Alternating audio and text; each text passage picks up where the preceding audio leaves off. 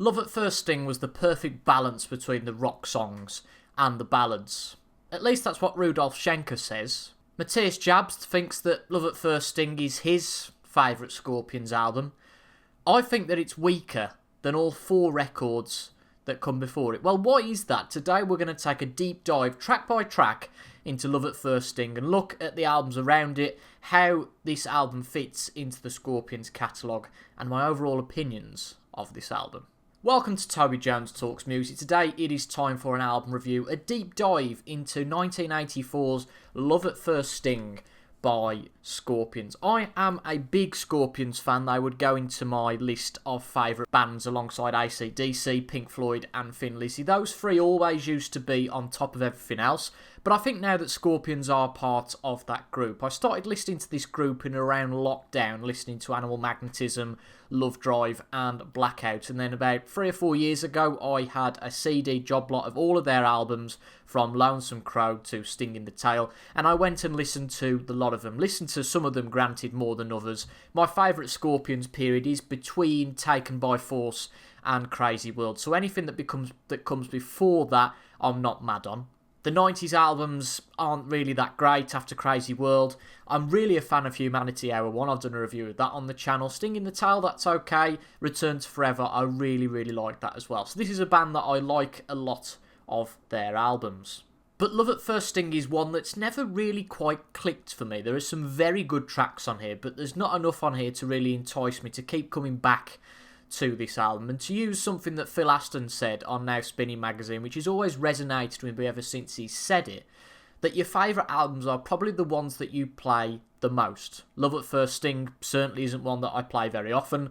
I reached for it last week for the first time in a long time, just to try and reevaluate it, because with Scorpions being one of my favourite bands, my aim would be for me to love every album that they've done. But even after a couple of listens, just to reevaluate this, I think I finally found out where the problem is. There was always something biting at me, thinking, this isn't quite right. And actually, I think the malaise set in with Blackout, because recently I've not loved Blackout as much as I have in the past. And I think the reason for that is that every album from In Trance onwards is an evolution for the Scorpions. Now, I said earlier I don't know a lot about what came before Taken by Force. The 2 albums that came before Taken by Force are In Trance and Virgin Killer. Both of these to me sound quite raw. They've got that early John Roth guitar on, of course, but they have very much got a raw sound, particularly Virgin Killer, I think. You can hear that, I think, at least in the title track and Catch Your Train. But there's some good stuff on this. There's some good stuff on In Trance, but I'm not as mad about it as what comes afterwards. You can still hear some of that more raw sound on this album, Taken by Force, I think, with the likes of I Got to Be Free and The Riot of Your Time. But the likes of He's a Woman, She's a Man really started to show where the Scorpions would be going in the future. And then the next 2 albums add that little bit of polish, that little bit of sound. Matthias Jabs comes into the band, and these are 2 of the best Scorpions albums for me. Animal Magnetism and Lovedrive. They're just polished. They are really polished. Dieter Dierks, I think, produces both of them. Animal Magnetism does beat Lovedrive for me. It has for a long time been my favourite Scorpions album. The reason for that is that it's just really good throughout. Lovedrive, in the mid-section, coast to coast is decent, but I find Can't Get Enough is a bit of a wall of sound song where it's kind of sound no substance. More on that when we get to Love at First Sting. But what came after Animal Magnetism was Blackout, which was once again another evolution. The band started to go more commercial. We had some fairly successful singles off this, but the likes of No One Like You and Can't Live Without You started to go a little bit more commercial. But you still had the ballads on here, When the Smoke is Going Down. You had China White, which is brilliant. You've got Blackout, the title track. And then we come to Love at First Sting, which for the first time in the Scorpions catalogue, I think, tries to outdo what's gone before. It tries to not necessarily grow on what's come before with Blackout. I think the band probably hit a wall with Blackout, and there are some definite similarities between the two albums. Yes, Lovedrive and Animal Magnetism are somewhat similar, but I still think because I prefer Animal Magnetism that this is an evolution on what came with Lovedrive. That's certainly not the case with Love at First Sting, and actually, although this album wasn't seen as all that great at the time, I really like Savage Amusement. It goes back to what they were trying to do a little bit more before. The band, as happens in so many bands, after Blackout and going into Love at First Sting, there started to be frictions between the band and their producer as well, their long-standing producer, Dieter Dirks, if I'm pronouncing that right. Love at First Sting just doesn't quite cut the mustard for me. I have used a few quotes from this great Martin Popoff book, Wind of Change, which I read all the way through a couple of years ago. What I like to do with Martin's books actually now, rather than reading them all the way through, because for my little mind it just becomes a little bit too much album after album. I did this when I reviewed Judas Priest Ram It Down a couple of weeks ago.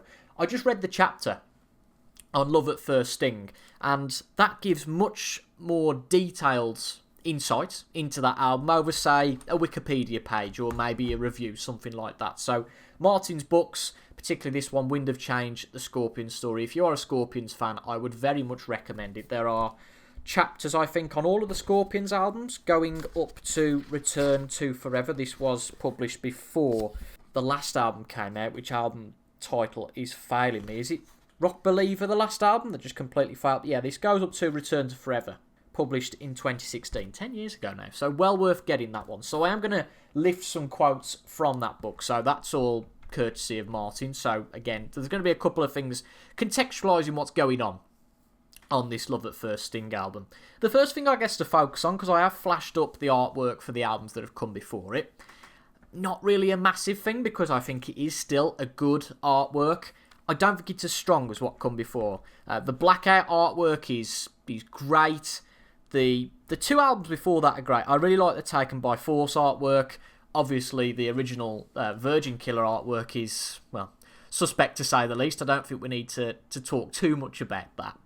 But the artwork that came before this is really good. Love at First Sting is decent. Again, Savage Amusement, I think, is a better artwork than Love at First Sting. But compared to some of the complaints that I have about this album, it's pretty elementary, really.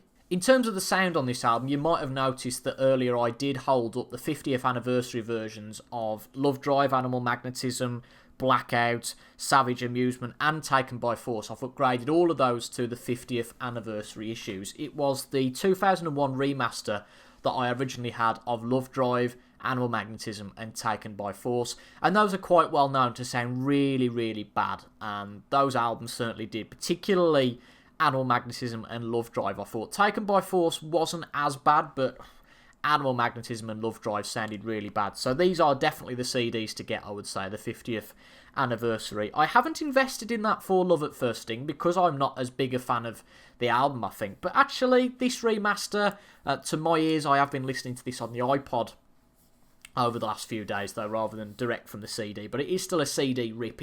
It sounds okay, you know. It doesn't sound as jarring as the albums that come before it. Those were pretty much unlistenable. And I didn't upgrade from a 2001 remaster. The Savage Amusement CD I had was just a bog standard CD at the time. But this is one of the two massive upgrades I've had. Kiss Alive is another one, which I might cover in another video. But this just actually from listening in the car one day. I'd already got this, bit of a sidetrack before I go on to the review of Love at First Sting. I was listening to this in the car one day, just the normal CD on a shuffle. I got a USB in my car, and I thought that's not the 2015 remaster. The sound is up to the max on that 2015 remaster, but it's not the wall of sound. It's not a noise war or a sound war or anything like that. The loudness wars, that was what they were called, weren't they, with the remasters in the late 90s, early 2000s. There's none of that. And when I put that 2015 remaster in the car, it sounded a whole lot better. So perhaps the 2015 remaster of Love at First Sting is very good as well. Well, I actually went to see these guys on the 40th anniversary tour of this album as well. So I'll intersplice little bits and pieces about that tour in this review. So without any further ado, let's get on with it. There's 9 tracks on Love at First Sting. We have Bad Boys Running Wild, Rock You Like a Hurricane, I'm Leaving You, Coming Home, The Same Thrill, Big City Nights, As Soon as the Good Times Roll, Crossfire, and Still Loving You to close the album out. I think as a general statement before I start, the album starts off quite well. The first couple of tracks are good, but there's definitely a drop-off in the midsection. And why I say that this is similar to Blackout is that I think Blackout does start to drop off in that midsection as well. I'll talk about now as we go through the review. Track 5 of, again, 9 on Blackout. But I'm not big on Dynamite, I'm not big on Arizona. They don't offer much interest, really, to go and re-listen to. So I don't think that Blackout is the complete album. That's something I can definitely say about Love at First Sting. So the first song on this album is Bad Boys Running Wild, which, it's a good start. It's a good riff. There's an element of danger in the lyrics here, and that's something I'll be touching on as well in this, that the Scorpions sound best when you've got that element of danger in the lyrics, or masculinity. Of course, some of the best songs that Scorpions had, in my view, are the likes of Another Piece of Meat, Lovedrive, Don't Make Promises Your Body Can't Quite Keep, with the kind of sexual connotations in there and the aggressive masculinity connotations in there. Some of these tracks lack that, but this one is okay. It's quite anthemic, it's quite catchy. It's a good way to start the album, is Bad Boys Running Wild. We then go to Rock You Like a Hurricane, which, despite this being a big hit, and actually my introduction to the Scorpions, this was the first track I'd ever heard by Scorpions. This was when I was still streaming quite a lot, before listening to CD or vinyl, and I actually listened to this for the first time on the Come Black album. I haven't heard that version for a long time, but actually for some time I thought that the Come Black version, which was a compilation in the early 2010s, I thought that version of the song sounded better than what was on Love at First Sting, but I've totally reverted that opinion now. It definitely is the one on Love at First Sting. As I got into it anyway, I haven't heard that Come Black version for some time, so it would be interesting, now that I fully know Rock You Like a Hurricane, that possibly it might be interesting to go back and listen to the one on Come Black, but that's a bit of a sidetrack on what I was going to talk about. This remains one of my favourite Scorpion songs, does Rock You Like a Hurricane, despite it being a hit. The opening riff, the atmosphere in the song, it builds up to the chorus. You've got quite a slow song, and then it gradually builds up to get into the chorus, and there's a great solo here too. So Rock You Like a Hurricane is a really, really good rock song. Really thoroughly enjoy that. There was no doubt pressure on the band after Blackout to go and write more radio-friendly things, as Herman Rarebell says, that our management told us that we were going to have to write more radio-friendly because we want airplay and we want solo tours. But actually, they didn't think about that, allegedly, when they wrote Rock You Like a Hurricane. They presented it to the record company and they said, yeah, that's a great song. So this isn't one that's overtly commercial or a made-to-order song, if you like. But still, I think this is a really, really good one. Track 3 is where the rot starts to set in, and sets in for quite some time through this album. Then it's been a really interesting exercise to go through this and go, that's why I don't like Love at First Sting. So track 3 is I'm Leaving You. Now this is decent, serviceable, if you will, but for the first time in this album, this does pretty much nothing that's interesting. To go back and re-listen to a song, or to pique my interest, it has to do something different, particularly for a rock song. It has to have a riff, it has to have the lyrics, it might have a really good guitar solo that you're willing to wait for, but none of that exists. I'm Leaving You. It actually starts quite well, I think, from the opening riff, but it gets quite repetitive. The lyrics, the I can't stay and keep me in your mind until I come back to love you. It's the first sign that this album is a little bit too safe. And I put the word safe down first when I wrote up my notes for this album. And then the next word I wrote was bland. And I've put a line under that one because I think that is the perfect word. Bland, uninteresting, not unique. And I think that definitely sums up I'm Leaving You. Fortunately, things get a little bit better with the next song, Coming Home, track number 4. This is the song made to open up a gig. There's no question about that. This was the song that opened up the gig when I went to see them on their first 40th anniversary tour of the album, Love at First Sting. And given that Scorpions do ballads and they're known for ballads, you'd be forgiven for the first time for listening to this and thinking, this is just a ballad. And then all of a sudden, bang, a wall of sound comes out. I do prefer the first part of the song where it is more ballad-like, and then boom, it starts to come as a real heavy rock song. But after maybe the first verse, it starts to get a little bit bland, commercial once again, with the whole jump on your seat, put your hands in the air. I'm thinking, I don't really want to hear this from the Scorpions. These aren't the lyrics I want to hear from the Scorpions. Again, it's a little bit almost too pop-like, almost verging into that pop rock area rather than hard rock or heavy metal. There is some good riffage though after the line, "the higher will go," so that's good. So it does come back on side a little bit more, in my view, towards the end of the song, but it starts off really well, but maybe goes on a little bit too long for what I would like from this. The Same Thrill is track number 5. This is the first track that I actually, would I say I dislike it? I don't like to say I dislike anything by Scorpions, but I'm not a fan, let's just say. I'm going to use the term here, noise without substance. And this applies really to any music that I listen to. That I think if you're going to be heavy, at least have something behind it to make me listen, make me have interest in it. I don't just want to hear a wall of sound and nothing else. And that's exactly my criticism of the song Now from Blackout. And Rudolf Schenker said of The Same Thrill that we tried to have a song with the same energy as Now, the same vibe. We were trying to get a song down that had a great attitude and was very powerful, very rock and roll, vocals and guitars. Well, they've achieved their wish here, because to me this sounds just like Now. I don't much like that one. I don't much like this one, unfortunately, either. It's repetitive, the same thrill. It's the same thrill. It just gets too repetitive. And for me, falls into the same trap as I'm Leaving You, with that repetitive and stale sound that goes on too long. It does really start to ring alarm bells when a rock song goes on probably too long. And, I mean, Same Thrill is 3.5 minutes, so it's a relatively short run time for that song. And even within 3.5 minutes, I'm thinking, okay, I've probably had enough of this song now. Whereas a rock song, on some of these, Animal Magnetism, all of the songs here, bar a few, come in at pretty much 4 minutes or less, and they have some really tight arrangements on, but that's not the case, unfortunately, for The Same Thrill, even coming in at 3.5 minutes. So I don't like that one. Track 6, Big City Nights. This should work because it's got the same sort of lyrical vibe as The Zoo, which is probably my favourite Scorpion songs from Animal Magnetism. What a brilliant song that is. Again, what The Zoo does, what I'm trying to do here by comparing this to what came a little bit earlier is saying, well, this is what I like from the Scorpions. So The Zoo, the atmosphere on that song, the crushing riff that comes in and then the chorus, I really like that.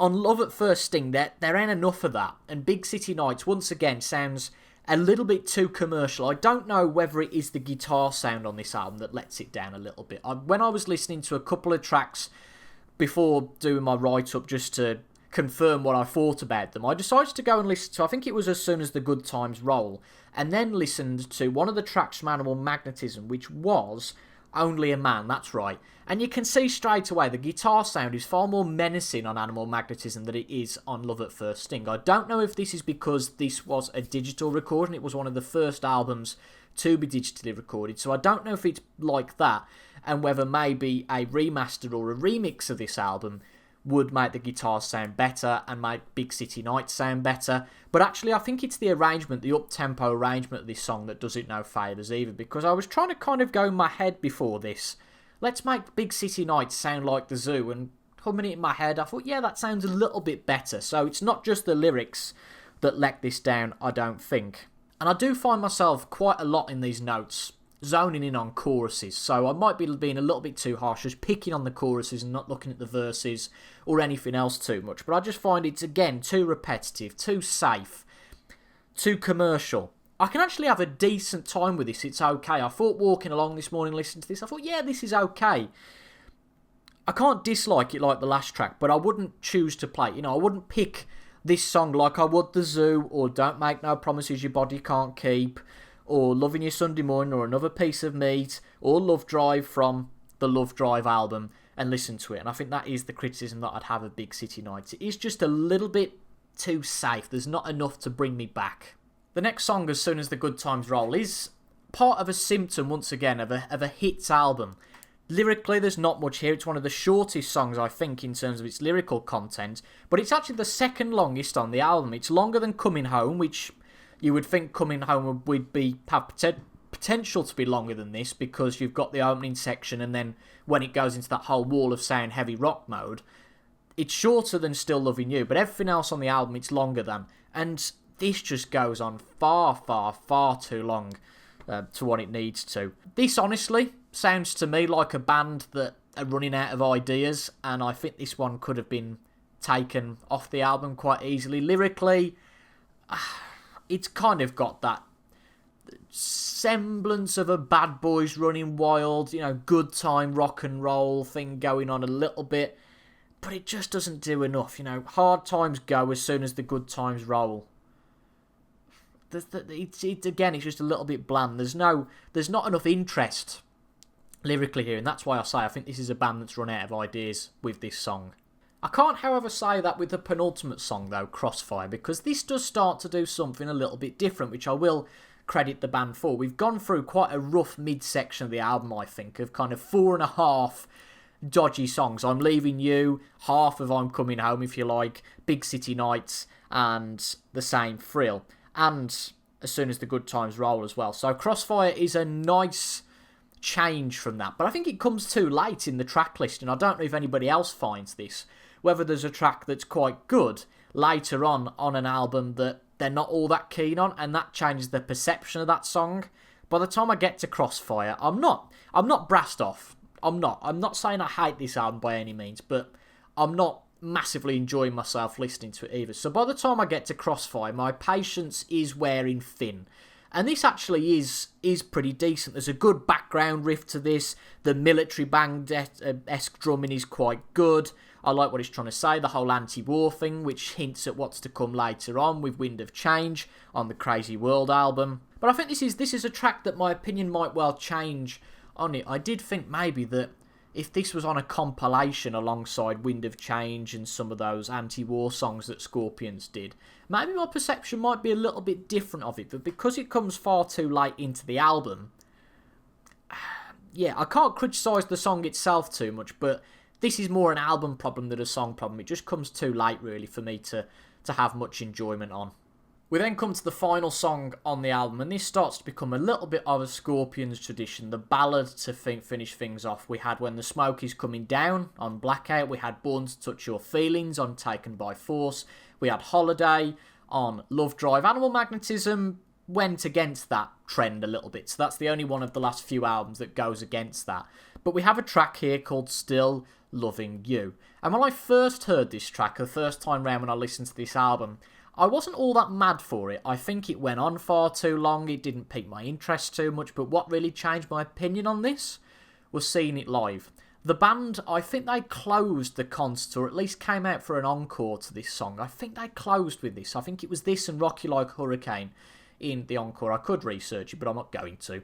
But this was a song that really turned me on to it by the live performance. The whole power, I think it was, in that live performance that really turned me on to Still Loving You. And I had a run of listening to that track more and more as I came home from that concert a couple of years ago, but recently haven't listened to it all that much. I think it's good. I think it's a good way to finish off the album. Once again, I think it goes on longer than it should. That's something, again, I'm going to be quite spirited and put another Scorpions album with this now. Taken by Force, I think Born to Touch Your Feelings goes on a little bit too long, much longer than it should do. That comes in at nearly 8 minutes, but that's a good song. There's atmosphere there. Holiday, that's a long song, but you can excuse that because, like Coming Home, it's got 2 parts where it goes a little bit more rocky towards the end of it. When the Smoke Is Coming Down, that's less than 4 minutes, so doesn't outstay its welcome at all. That one doesn't. But I think this one is a little bit too long, like Born to Touch Your Feelings. But you know what? It's a good way to finish off the album, and one of the stronger tracks on Love at First Sting. So if you can't tell already, I would say that my top, the rest of them are quite a way below. I think the songs that I like on this album are Bad Boys Running Wild. There's no question that Rocky Like Hurricane is the best track on this album. I think that this album is carried by that song a lot, in my opinion. Crossfire is decent, Still Loving You is good, and Coming Home is good. However, the rest, and particularly the way that the tracks are listed, does the album a little bit of a disservice. There's too much that I'm not keen on. Maybe if you'd have put Crossfire about track 4 or 5, and then something else a little bit later on that would have piqued my interest, it might be a little bit different. But unfortunately, Love at First Sting is still, even after rambling about it for a little while, still my least favourite of the 5 albums from the Scorpions. Up to this point, Taken by Force, Lovedrive, Animal Magnetism and Blackout, and Love at First Sting. But it has been a very interesting exercise to do this. I heard all of these songs when they played it live on the Love at First Sting tour. I think going to see a band live and seeing them play an album can change your perception on it, possibly. It did with Still Loving You, but some of those other songs I wasn't all that mad on. I'm going to check now because it has piqued my interest whether they actually played everything from this album at that concert. And interestingly, they didn't play everything, at least to the Setlist FM, according to that. The only song they didn't play was As Soon as the Good Times Roll. They played everything else on this album, which is interesting to see that they didn't play the 9th song. You would have thought with this being a tour of Love at First Sting that they would play everything, but they played everything apart from that. The tour didn't make me love everything that they've done, but it was a very good concert. It was a very good night. I'd never seen Scorpions before, and they were coming round in the UK for the first time in a number of years, and I thought, yeah, I'm going to snap that up. Even though it was the Wembley Arena that I had to go and see them at, the OVO Arena, Wembley. It was quite a train journey, but it was more than worth it. I had a really good night and really, really enjoyed it, despite there being half of this set that was Love at First Sting stuff. Again, in the confines of a concert, I think, and being interspliced with some of this other stuff, I think that it's absolutely fine, knowing that, for instance, after The Same Thrill you've got Blackout to come, and before The Same Thrill you'd got Tease Me Please Me, both of which I really like, so I think that that's okay, and maybe some of these songs on a compilation album might sound a little bit different. To that thought, something I hadn't planned to do before the video, I've actually just got this out, Deadly Sting, the compilation album, which is I'm going to say, is this like the Mercury Years or something like that? The EMI Years, I think. Because this features all 80 songs. From this album, you've got Coming Home, Rock You Like a Hurricane, Bad Boys Running Wild, I'm Leaving You. And that's it. There's 4 songs from this album on this 15-song compilation. So this goes from Lovedrive all the way to Savage Amusement. But they've actually probably picked the strongest from this album. I'm Leaving You being in there, it's okay. But they're all in the first 6 songs, but they are quite early on in this compilation album, Deadly Sting. Another one with good artwork. They continued this for some of the compilations, having good artwork. But that is where I think we're going to finish the deep dive of Love at First Stings by Scorpions. So just as a real summary, which I did hint at the start of this, that I think the album starts well, but certainly drops off in the midsection similar to Blackout, and that drop-off is far too long for me to sustain my interest. I think Blackout's okay because it only really dips for possibly 2 songs and then comes... But actually, no, it's 3 songs, isn't it? Now, Dynamite and Arizona. But that album ends really well. China White is up there with being one of my favourite Scorpion songs. And When the Smoke is Going Down is really good as well. Whereas on Love at First Sting, Still Loving You is good, but there's nothing to bring it back and say, yeah, that's a brilliant end to the album. So I think this is a symptom of a band that is slightly out of ideas. A 9-song album, and even with that, there's too much material on this. There's too much, you can even say it's filler material on this album, Love at First Sting, with The Same Thrill, As Soon as the Good Times Roll, particularly those songs. I'm Leaving You, Big City Nights doesn't do anything that's all too interesting. So half of this album, at a push, is interesting. The rest of it just isn't. But I hope you've enjoyed that look at Love at First Sting. I might well do other Scorpions deep dives in the future, but that is an album that I've picked over the last week. It's one that I've wanted to see if I can change my opinion, and I think that finally doing this deep dive into it gives me a definitive opinion to say, yeah, okay, in my mind, I'm okay with that being an album that is poorer than the ones that came before it. I can easily dismiss albums and listen to them again and think, you know what, that is pretty good. That's not happened here with Love at First Sting.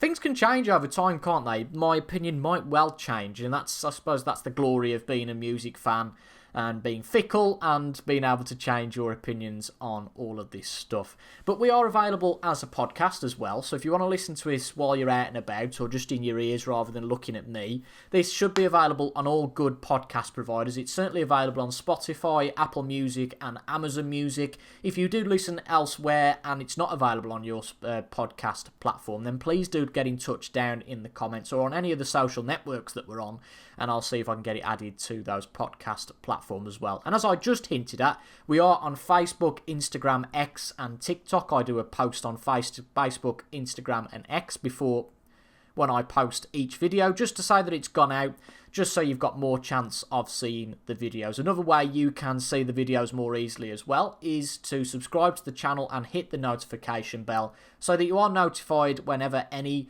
new video is released. I do other rock stuff around here. It's generally rock centric with little hints of more easy listening stuff, but my music taste is quite wide. But you'll see behind me, the rock stuff is really where it lives, and as I said, Scorpions being one of my favourite bands to listen to. So that video up there might well be another Scorpions review that you might see, but if you're a Scorpions fan and you're into other stuff, it might be possible that that video up there to go and watch is of another band.